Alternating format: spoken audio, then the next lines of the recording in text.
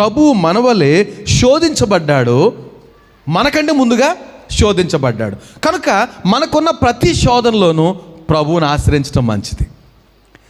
ఆయన దగ్గరికి వెళ్ళటానికి కూడా బిడిపడ్డాం అనుకోండి, అది ఏ పరిస్థితి అయినా నా మాట అర్థమవుతుంది కదండి.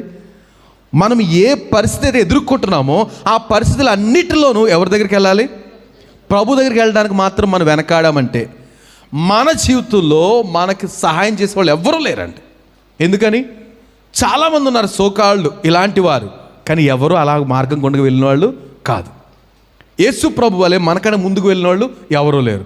కనుక అసలు దారి ఎరగని వాళ్ళని అడిగి, బాబు ఈ దారి ఎక్కడికి వెళ్తాడు ఏం చెప్తాడు? కొంతమంది చూడండి, హైదరాబాద్లో మనం దారి గురించి అడగకూడదు.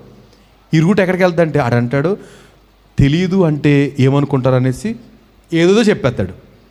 అలా ఎన్నిసార్లు నేను మోసపోయాను, చాలామంది మోసపోతారు హైదరాబాద్ వెళ్ళేవాళ్ళు. ఖచ్చితంగా అందరిని అంటే ఎవరు పడితే వాళ్ళని అడగకూడదు, అడిగినా కన్ఫర్మ్ చేసుకోవడానికి మరొకరిని అడగాలి. నాకు తెలుసు అని అడిగి చెప్పేస్తారనమాట. కానీ మనం ఎవరిని అడగాలంట? ఆల్రెడీ వెళ్ళొచ్చిన వారిని అడిగితే వివరం చెప్పేస్తారండి. మనకలా ఒక ఆయన పోస్ట్ ఆఫీస్ గురించి వెతుకుతున్నాడు ఒక ఏరియాలో, తెలియని ఏరియాలో. ఆఖరికి దొరికాడు, అడిగి ఆఖరికి పోస్ట్ ఆఫీస్కి వెళ్ళి తిరిగి వస్తున్నాడండి. మనము చెమటలతోటి అయ్యా పోస్ట్ ఆఫీస్ ఎక్కడండి అన్నామనుకోండి, నీకులాగే బాధపడ్డానయ్యా, కానీ మొత్తం మీద దారి తెలిసింది, రా తీసుకెళ్ళిపోతాను. ఎక్కడికి వెళ్ళిపోతాం చక్కగాను కదండి. యేసు ప్రభు అంతే ఈజీగా మనకంటే ముందు వెళ్ళారు మన శోధనలో. కానీ సో మనం ఏం చేయాలంట? ఆయన దగ్గరికి వెళ్ళడానికి హెసిటేట్ చేయక్కర్లేదు, నిర్లక్ష్యం చేయకూడదు. ఎంత తొందరగా వెళ్తే ఒక్కొక్కసారి చూడండి, ఆ ఏరియా తెలిసిన వాళ్ళు మనకు ఉంటారు, మనం అనుకుంటాం ఈయనేం అడుగుతాంలే అని ఊరంతా చుట్టుముట్టు వచ్చేస్తాం.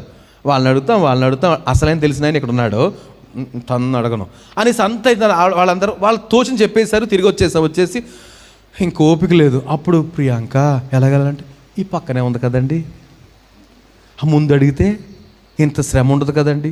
ప్రభు దగ్గరికి వస్తే అలాగే ఉంటుందండి.